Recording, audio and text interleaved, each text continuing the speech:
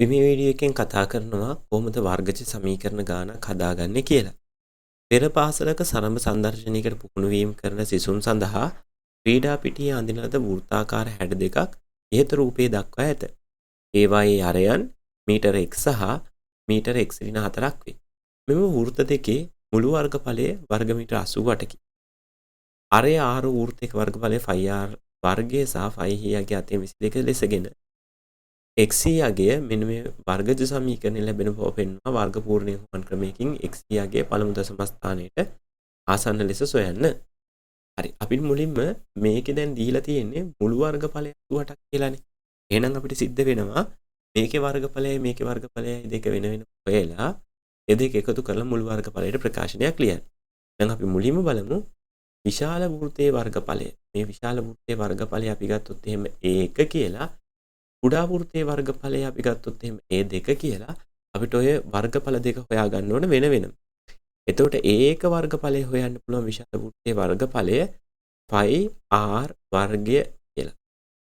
එතකොට මේකේ 5 r වෙනුවට r වෙනුවට තියෙන x 5x වර්ගය තමයි විශාල වෘත්තයේ වර්ගඵලය. එතකොට කුඩා වෘත්තයේ වර්ගඵලය අපි a2 කියලා හිතුවොත් ඒකේ වර්ගඵලයත් හොයන්න පුළුවන් 5r වර්ගය කියන සූත්‍රය. එතකොට 5 එහෙමමයි මේකේ අරය වෙන්නේ x4ක් ඉඳලා x4 කියලා ලියනවා. x4 වර්ගය.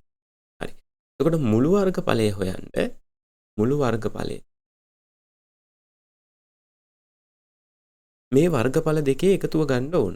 a1 a2 වර්ගඵල දෙකේ එකතුව. මුළු වර්ගඵලය 88ක් ඉඳලා මුළු වර්ගඵලයට දානවා අපි 88 කියලා. a1 a2ට එන්නේ එකක් 5x වර්ග ධන 5 වතාවක් x4 වර්ගය. ඔන්නෝම ප්‍රකාශනයක් ලැබෙනවා. දැන් අපි මේක සුළු කරගන්න ඕනේ. 88 එහෙමම තියාගෙන මට පේනවා මේක සුළු කරද්දී මේ දෙකේම පොදු සාධකයක් විතර 5 එකක් එළියට ගන්න පුළුවන්. එතකොට මම මෙහෙම 5 එකක් එළියට ගත්තාම මෙතන 5x වර්ගය කියන එකෙන් 5 එකක් එළියට ගත්තාම x වර්ගයක් ඉතුරු වෙනවා. මේ 5 වතාවක් x4 වර්ගය කියන එකෙන් 5 එකක් එළියට ගත්තාම මෙතන ධන x4 වර්ගයක් ඉතුරු වෙනවා සමාන 80ට. දැන් මේක ප්‍රසාරණය කරගන්න ඕනේ. එතකොට අපි බලමු. දැන් 88 එහෙම තියාගෙන 5 වෙනුවට 22 ආදේශ කරාම මේක ප්‍රසාරණය කරද්දී x වර්ගේ ලියලා මේ ද්විපද ප්‍රකාශනක වර්ගායිතේ ප්‍රසාරණයේ එන්නේ මෙතන x වල වර්ගයක් මෙතනට එනවා. ඊළඟට මෙතන ඍණ නම් මෙතනට ඍණ පද දෙකේ ගුණිතේ වරක් x මැදට එන්නේ. එතකොට පද දෙකේ ගුණිතේ ගුණ කිරීම දෙක තමයි මැදට එන්නේ. එතකොට දෙගුණය පළමු පදයේ x දෙවන පදයේ 4යි. ධන දෙවන පදයේ වර්ගය අගට එන 4. දැන් අපි මේක ඊට සුළු කරගන්න ඕන.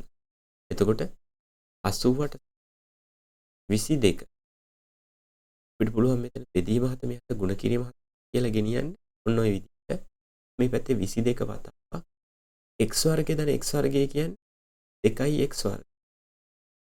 ඊළඟට මෙතන 4 වරක් 2 ඍණ 8x ධන 4 වර්ගය 16. ඔන්න ඔය වගේ ප්‍රකාශන ලැබෙනවා. දැන් අපි මේ ගුණ කිරීම 22 නැති කරන්න මේ පැත්තම 22කින් බෙදා ගන්න. 22ට 22 කැපිලා මෙතන 22ට 22 ඒවා 1යි 80ට 22 ඒවා 4යි කියලා කපන්න. දැන් මෙතනින් ලැබෙනවා 4ක් 4 28යි. මෙතන සුළු කරපුවාම ලැබෙනවා 2x වර්ග ඍණ 8x ධන 16. දැන් මේ මුළු සමීකරණයම දෙකෙන් බෙදෙන බව පේන්නේ. මුළු සමීකරණයම දෙකෙන් බෙදාගෙන. එතකොට මෙතන දෙකට දෙක කැපිලා මෙතනින් ලැබෙනවා x වර්ග ඍණ 8 දෙකට බෙදුනහම 4x ධන 16 දෙකට බෙදුනහම. හැබැයි මෙතන දෙවරක් 1යි දෙවරක් 17. මේ පැත්තේ තියෙනවා 17. දැන් වර්ගජ සමීකරණයක් වෙන්න නම් එක පැත්තක් බිඳුව වෙන්න ඕනේ. එහෙනම් මේ ධන 14 මෙහා පැත්තට යනකොට ඍණ 14ක් වෙනවා. එතකොට බිඳුව සමානයි x වර්ගයේ ඍණ 4x ධන 8 ධන 14 ඍණ 14ක්. මෙතන සුළු කරගත්තාම අපිට ලැබෙනවා බිඳුව සමාන x වර්ගය ඍණ 4x. මේ දෙක සුළු කරද්දී ලකුණු දෙක වෙනස් හින්දා අඩු වෙනවා. 14න් 8ක් අඩු වුනහම 6යි විශාල සංඛ්‍යාව ඍණ හින්දා උත්තරේ ලකුණ ඍණ. එතකොට අපිට ලැබෙන මෙන්න මේ වගේ වර්ගජ සමීකරණයක් x වර්ගයේ ඍණ 4x ඍණ 6 කියලා. එතකොට අපි ගාන දිහා බැලුවොත් අපිට ගානේ තියෙන්නේ x වර්ගයේ ඍණ 4x ඍණ 6 සමානයි බිඳුව මගින් ලැබෙන බව පෙන්වනවා. ඊට පස්සේ කියනවා වර්ග පූර්ණ අනුක්‍රමික x දිහාගේ පළමු දශම ස්ථානයට සොයන්න. එතකොට මූල 10 යගේ 3.16 ලෙස ගන්න කියලාත් කියනවා. එහෙනම් ඊළඟට අපි බලමු කොහොමද මේක වර්ග පූර්ණය විශ්ලේෂණය කියලා.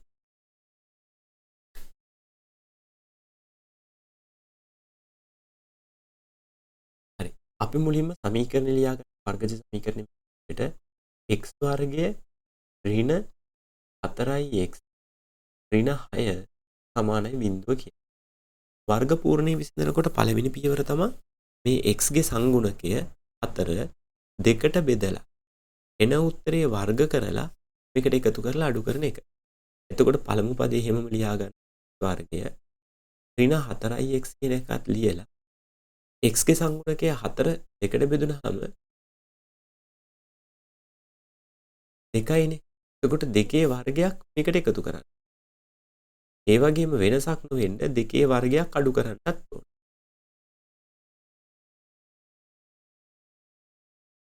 එතකොට මේ ඍණ 6 එහෙමම තියෙනවා සමානයි බිඳුව. දැන් අපි මේ විදිහට පදයක් එකතු කරලා අඩු කරන්නේ මේ පළවෙනි පද තුනෙන් පූර්ණ වර්ගයක් හැදෙන හින්දා. එතකොට x එක එහෙමම ලියාගෙන මේ ඍණ ලකුණ ලියලා මේ දෙක මෙතන ලියලා වර්ගයක් දැන් මේකේ ප්‍රසාරණය තමයි මේ තියෙන්නේ. පළමු පදයේ වර්ගය පද දෙකේ ගුණිතය වරක් දෙක කියන්නේ 4x දෙවන පදයේ වර්ගය. එතකොට ඔන්න ඔතනින් පූර්ණ වර්ගයක් හැදෙනවා. ඊට පස්සේ සුළු කර ගන්නවා මෙතන ඍණ දෙකේ වර්ගය අඩු කිරීම දෙකේ වර්ගය. අඩු කිරීම දෙකේ වර්ගය 4යි ඍණ 6 සමානයි බිඳුව. මෙතනින් එනවා x ඍණ දෙකේ වර්ගය ඍණ 4යි ඍණ 6යි එකතු වෙද්දී ලකුණු දෙක සමාන නම් ඉලක්කම් දෙක එකතු වෙනවා. 6 4යි 10යිනේ. ඍණ 10 සමානයි බිඳුව කියලා. දැන් මේ x ඍණ දෙකේ වර්ගයක් තනි කරගන්න ඍණ 10 මෙහාට යද්දි ධන 10ක් වුණා. වර්ගය නැති කරන්න දෙපැත්තෙම වර්ග මූලයක් ගන්නවා මේ වගේ. එතකොට ධන හෝ ඍණ උත්තර දෙකක් එනවා. මෙතනින් ලැබෙනවා x ඍණ 2 සමානයි ධන හෝ ඍණ මූල 10 කියලා. දැන් ඍණ 2 මෙහාට යද්දි ධන 2ක් වුණාම x ලාගේ ලැබෙනවා ධන 2 ධන හෝ ඍණ මූල 10 කියලා. හරි. දැන් අපිට කියන්නේ x ගේ උත්තරය හොයන්න. දැන් මෙතන ඍණ උත්තරේ ගන්න බෑ. හේතුව තමයි මෙතන ඍණ උත්තරේ ගත්තොත් ඍණ 3 ගානක් කියන්නේ දිගක් x යගේ ඍණ වෙන්න බෑ.